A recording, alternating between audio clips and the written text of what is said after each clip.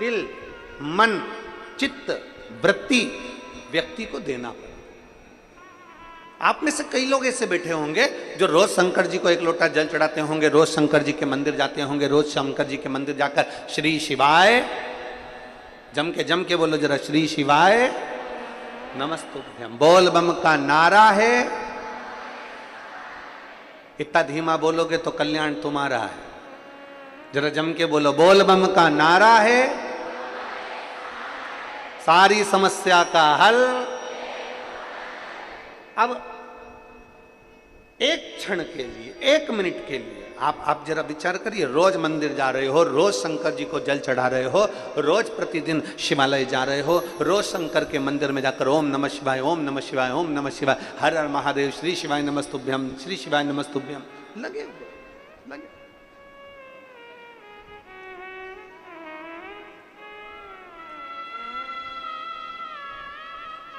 प्रतिदिन लगे। अब जरा विचार करना, तुम्हारी एक पड़ोसन शंकर जी का पशुपति व्रत करी, शंकर जी के मंदिर गई, शंकर जी को जल चढ़ाया और बाबा ने उसकी तुरंत सुनी और बाबा ने उसका भंडार भर दिया। अब तुम रोज मंदिर जा रहे हो, रोज झाड़ू भी लगा रहे हो, रोज सेवा भी करो, फिर भी नहीं सुन रहा, फिर भी नहीं सुनता। क्यों नहीं सुन रहा? उसका केवल एक कारण है, बच्चे को रोटी का टुकड़ा तो दे दिया पर समय, दिल, मन से उसको नहीं खिलाया। बच्चा मुंह में भर कर बैठा रहेगा, खाएगा नहीं। उसी तरह मंदिर रोज जाओ, एक लोटा जल रोज चढ़ाओ, शंकर जी का गुणगान रोज गाओ, सावन के महीने में 2 लोटा जल रोज चढ़ाओ, रोज शंकर की स्तुति करो। पर याद रखना, तुम्हारा अगर आधा घंटा मंदिर में निकल रहा है, 20 मिनट मंदिर में निकल रहा है, 25 मिनट तुम मंदिर में निकाल रहे हो, तो 25 मिनट में से कम 5 मिनट ऐसा होना चाहिए कि शंकर तुम्हारे दिल में और तुम शिव के दिल में विराजमान होना चाहिए, तो समझो कि जल चढ़ा।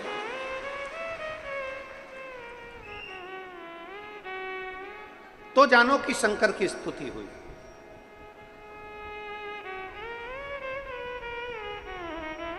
और आप आए नहीं, सुबह हो गई, मेरी पूजा की थाली धरी की धरी रहे।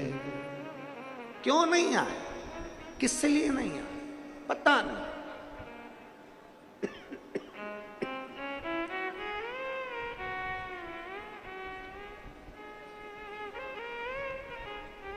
जाओ शिवालय, जाओ देवालय, जाओ शंकर के मंदिर, थोड़ा चित्त लेकर जाना, थोड़ा मन लेकर जाना। शिव महापुराण में महत्तम में देवराज नाम के ब्राह्मण का बड़ा सुंदर चरित्र है।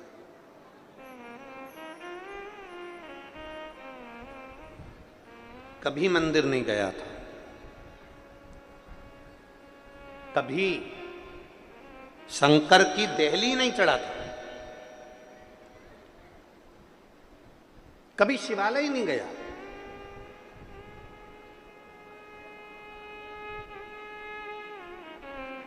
और ये बहुत समझने वाला विषय है महाराज जी। मेरी नांदेड़ की जीजियों से निवेदन है, और जितने मेरे जीजा बैठे हैं इनसे भी निवेदन है, और जितना मेरी बेटी बेटा उन बैठे हैं इनसे भी निवेदन है। शिव के शिवालय में, शंकर के मंदिर में, शंकर की चौखट पर व्यक्ति ऐसे ही नहीं पहुंचता। शिव महापुराण में कोई ऐसे ही नहीं पहुंचता। यहां जितने शिव महापुराण की कथा में बैठे हैं, पंडाल के बाहर हो, पंडाल के पीछे, पंडाल में तो कहीं जगह है नहीं, पर पंडाल के बाहर धूप में जहां लोग बैठे हुए हैं, अपना अपना चादर लगाकर, अपना छाता लगाकर, अपनी पानी की बोतल रखकर, जहां जहां लोग बैठे हुए, जितनी जितनी जगह बैठे, शिव महापुराण में कोई ऐसे ही नहीं पहुंचता। शिवालय में अगर जल चढ़ाने के लिए जा रहे हो, शंकर के मंदिर में जा रहे हो, शिव महापुराण की कथा में जा रहे हो, शंकर की चौखट पर जा रहे हो, 12 ज्योतिर्लिंग पर जा रहे हो, शंकर के शिवालय में, शंकर के मंदिर में जा रहे हो, भगवान शंकर की पवित्र कथा शिव महापुराण में जा रहे हो, तुम्हारी सामर्थ्यता नहीं है कि तुम मंदिर में चले जाओ, तुम्हारी सामर्थ्यता नहीं है कि तुम शिवालय में चले जाओ, तुम्हारी सामर्थ्यता नहीं है कि तुम शिव महापुराण की कथा में चले जाओ। वो तो मेरे देव अधिदेव महादेव ने तुम्हारे भाग्य में लिख कर रखा होगा, तो तुम शिवालय जाओगे, तुम शिव महापुराण की कथा में जाओगे, उसने लिखा होगा तो।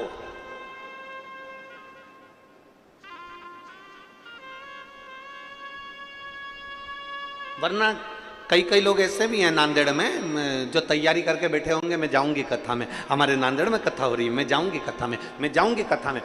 मालूम पड़ा कि जाने के 2 दिन पहले, 1 दिन पहले ना जाने कौन सा काम अटक गया और मालूम पड़े मैं आ ही नहीं पाई कथा। वो गीत है ना, शादी की सारी तैयारी रह जाती, मानो हमारा एहसान कि दूल्हे ने हाँ भर दी। वो वाला हाल है कि अगर कथा चालू होने वाले दिन तुम पंडाल में पहुंच जाओ, पहुंचने के बाद बड़े प्रसन्न चित्त में एक स्माइल भोलेनाथ को जरूर देना कि तुझे धन्यवाद कि तू मुझे बुला ही लिया, ये तेरी कृपा। कभी कभी जरूरी नहीं है कि तुम सेल्फी किसी के साथ लो, सेल्फी का मतलब है अपन और महादेव, बस वो होना चाहिए। दुनिया के लोगों को लग रहा है कि ये अकेली की फोटो है, अकेली की, पर नहीं।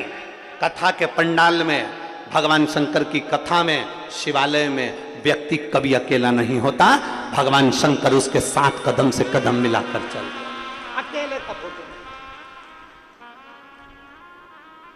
नहीं। एक प्रसन्न चित्ता तुम्हारे भीतर होना चाहिए कि मैं शंकर के साथ, शिव के, शंकर मेरे साथ, मैं शिव की और शिव मेरे हैं, इसके सिवाय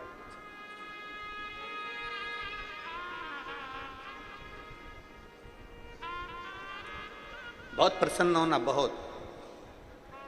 और जितने लोग बैठे हैं ना, सब अपने अपने घर जाके थोड़ी नजर उतरवा लेना, बाबा ने बड़ी कृपा करी है, सावन के महीने में शिव महापुराण की कथा मिली, बड़ी प्रसन्नता होना चाहिए।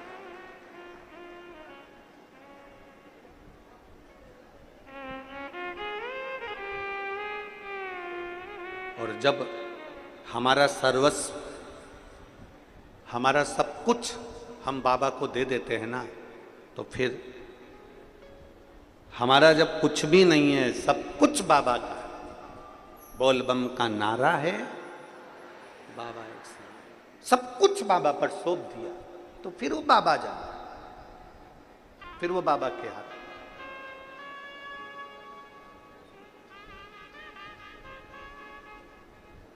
पहले भी कथा में कहा, फिर कहते हैं, ढोंग की जिंदगी जीने से अच्छा है कि ढंग की जिंदगी जी। ढोंग की जिंदगी से अच्छा है ढंग की जिंदगी जियो। ढोंग की जिंदगी में एक ना एक दिन धोखा मिलेगा, और ढोंग की जिंदगी में एक ना एक दिन तुम खड्डे में जाकर गिर जाओगे। अगर ढंग की जिंदगी जियोगे तो एक दिन मेरा भोलेनाथ तुम्हारा हाथ पकड़कर आगे बढ़ाकर ले। ढोंग की जिंदगी में सुख नहीं है, ढोंग की जिंदगी में सुख नहीं।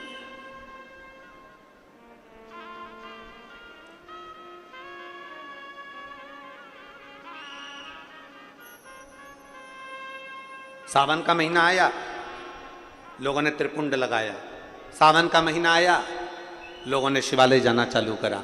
सावन का महीना आया, लोगों ने बेलपत्री और फूल भगवान को चढ़ाना प्रारंभ करा ना। सावन का मतलब क्या है?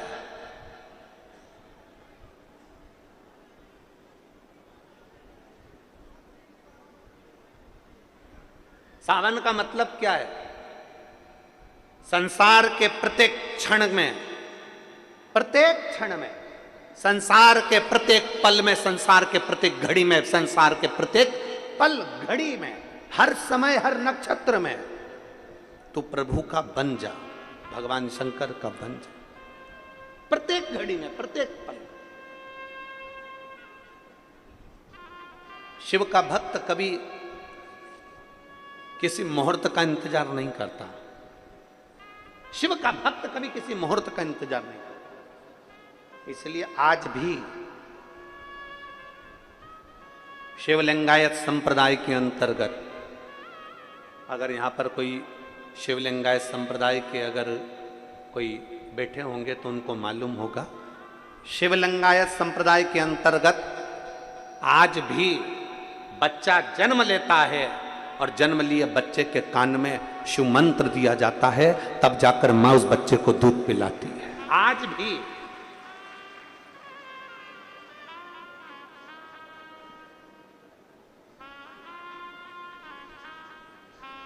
कोई मुहूर्त नहीं देखा,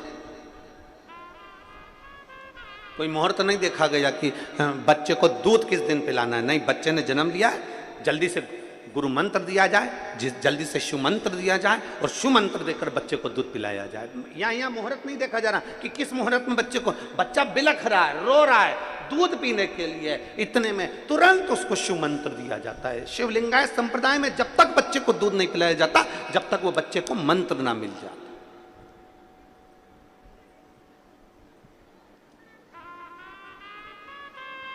अब बच्चा बिलख रहा है और कोई सोचे कि नहीं आज का मुहूर्त अच्छा नहीं है, कल बच्चे को दूध पिलाएंगे, कल बच्चे को मंत्र दिया जाएगा और कल उसको दूध पिला ना।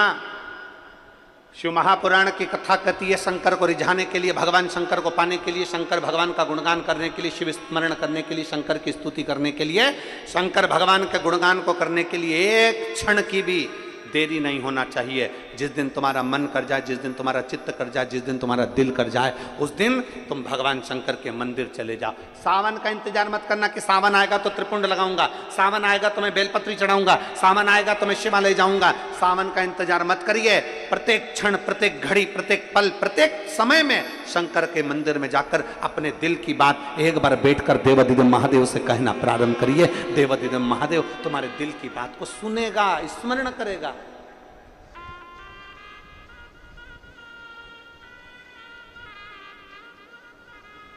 और शंभु शरने पड़ी मांगू घड़ी रे घड़ी, दुख काटू दया करी न दर्शन। शिव बुलाते, ढोंग की जिंदगी से दूर हो जाओ और ढंग की जिंदगी जीना प्रारंभ करो। हो गया समय। तुमने सोचा कि मैं तिलक लगाकर भगवान शंकर को रिझा लूंगा ना।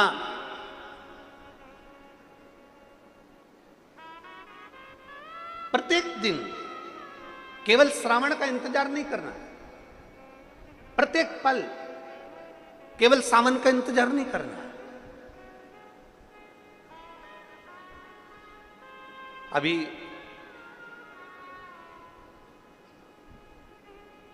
कथा के बीच में जन्माष्टमी भी पड़ेगी।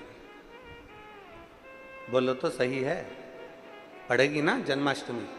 कथा के बीच में ही पड़ेगी जन्माष्टमी। और भगवान कृष्ण का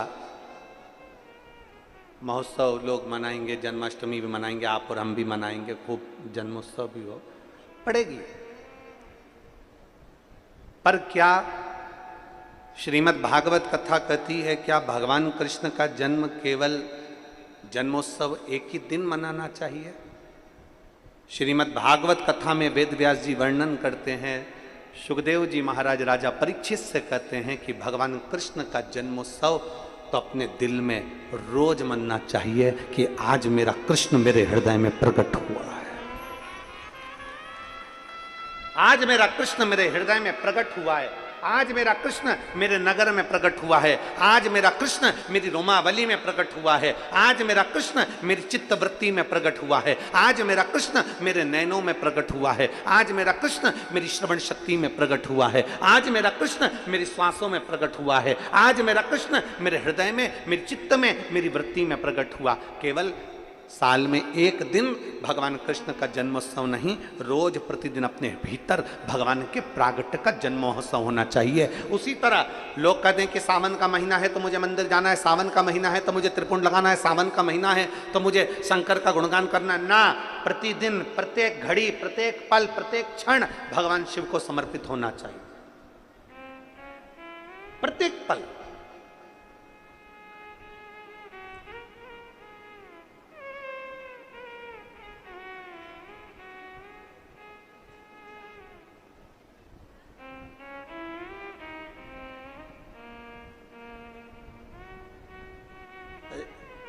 नांदेड़ में पहले भी हम आ चुके हैं, लगभग 12-15 साल हो गए होंगे। मारवाड़ी महिला मंडल का एक आयोजन था और एक शर्मा जी थे दूसरा आयोजन, उनके उसमें भी आना हुआ था। वो मारवाड़ी महिला मंडल की जो अध्यक्ष थी तोसनीवाल, उस समय पर उनका हाथ फ्रैक्चर हो गया था, हाथ टूटा हुआ था। अब वो हमसे कहीं कि गुरुजी हमारा तो हाथ टूटा हुआ है और लोग हंसेंगे, हम कैसे कथा का स्मरण करेंगे, हम कैसे।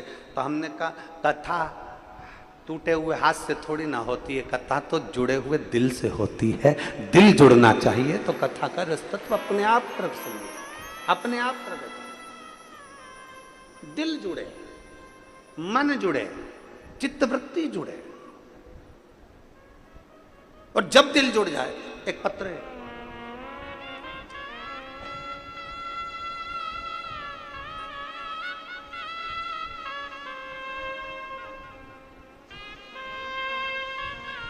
अरुणा सो अरुणा गंगाधर यदुल्ले, मैं छत्रपति संभाजी नगर महाराष्ट्र की रहने वाली हूँ। नांदेड़ में शिव महापुराण कथा के लिए यहाँ मेरा परिवार भी है। गुरुदेव संपूर्ण नांदेड़ और छत्रपति संभाजी नगर की ओर से आपको ये राखी भेज रही हूँ। बहुत बड़ी है, परंतु संपूर्ण छत्रपति संभाजी नगर और नांदेड़ वालों की ओर से रक्षा सूत्र भेज रही हूँ। हमने कभी नहीं सोचा था कि हमारे नांदेड़ में शिव महापुराण की कथा होगी। आज हमारा भाई हमारे नांदेड़ आया, मैं बाबा को धन्यवाद देती हूँ। ये शिव तत्व है, स्वीकार। यहां जरूरी नहीं, यहां दिल जुड़ना चाहिए, यहां चित्त जुड़ना चाहिए, यहां मन जुड़ना चाहिए। शंकर के मंदिर में जब भी जाओ, एक तुम रोज लोटा भर के जल लेकर जाते हो और बाबा के दरवाजे जाते हो और फिर भी कहो कि मेरा बाबा सुन नहीं रहा, मेरा बाबा सुन नहीं रहा, मेरा बाबा सुन नहीं रहा। तुम्हें लग रहा है कि बाबा नहीं सुन रहा। बाबा क्यों नहीं सुन रहा? क्योंकि तुम्हारा दिल रम नहीं पाया, तुम्हारा चित्त शिव में रमा नहीं, अभी रमा नहीं।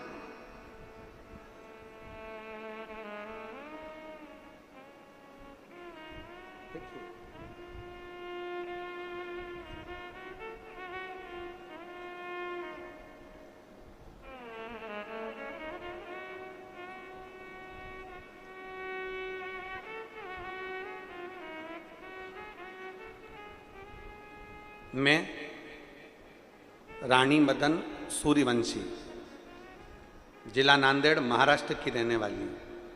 कहीं बैठी हो तो हाथ हिलाइएगा। मैं रानी मदन सूर्यवंशी, कहीं बैठी हो तो हाथ हिलाइएगा।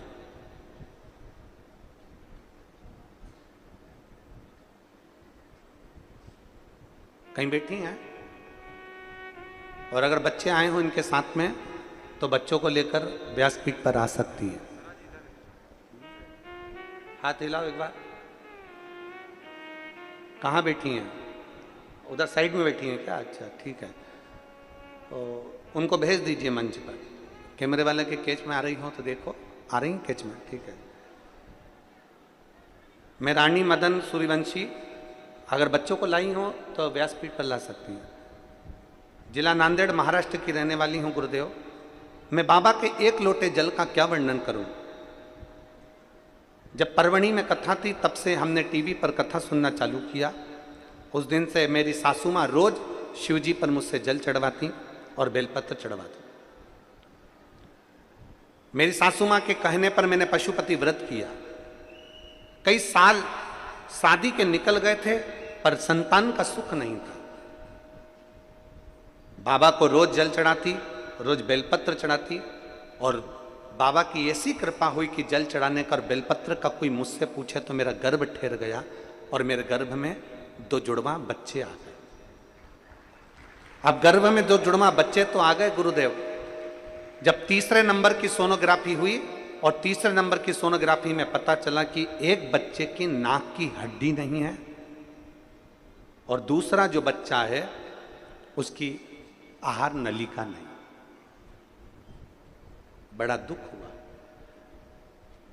सासू से हमने कहा कि डॉक्टर कह रहा है कि इन दोनों बच्चों को बाहर निकाल दो, दोनों बच्चों को निकाल दिया जाए, ये बच्चे अच्छे नहीं हैं।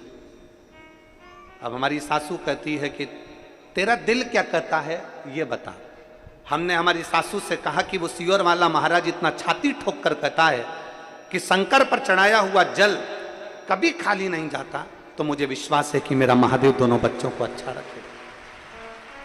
तीसरे महीने की रिपोर्ट में सारी रिपोर्ट गलत आई, चौथे महीने की, 5वें महीने की रिपोर्ट भी बेकार आई, 7वें महीने की रिपोर्ट आई तो 7वें महीने की रिपोर्ट में आया कि एक बच्चे की नाक की हड्डी नहीं और चेहरे की हड्डी नहीं, और दूसरे बच्चे की अन्न नलिका, श्वास नलिका काम नहीं कर रही है और बच्चा पूर्ण तरह से बेकार।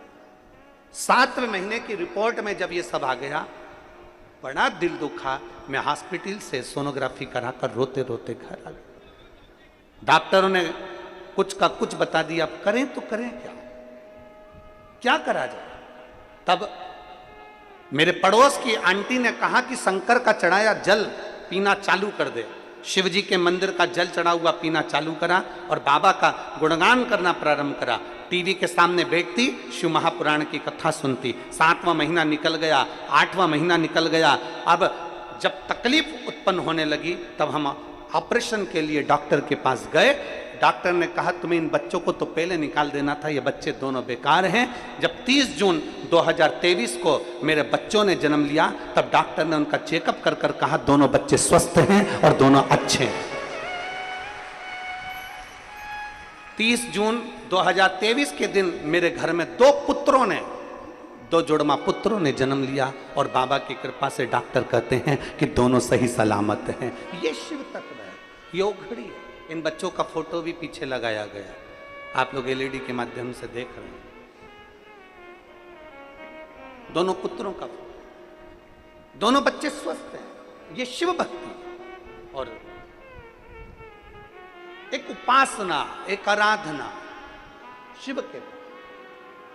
उन्होंने इस पत्र में लिखा, एक बच्चे की नाक की हड्डी नहीं है, नाक पूरी गई हुई है और चेहरा पूरा गया हुआ, और दूसरे बच्चे की आहार नलिका, श्वास नलिका के कारण बस बच्चा पूर्ण तरह से बेकार। दोनों बच्चे। अब हम जब उसका भरोसा लेकर चले, हम जब उसका विश्वास लेकर चले, हम जब उसकी दृढ़ता लेकर चले, तो क्यों ना स्वीकार करें। और मेरे बाबा, सब गाइए, सब साथ में बोलिए, मेरे बाबा दया करना, मैं तेरे भरोसे, भोले बाबा दया करना, मैं तेरे भरोसे, ना घर के भरोसे हूँ, ना परिवार के भरोसे हूँ, ना घर के भरोसे हूँ, ना परिवार के भरोसे हूँ, मेरे बाबा दया करना।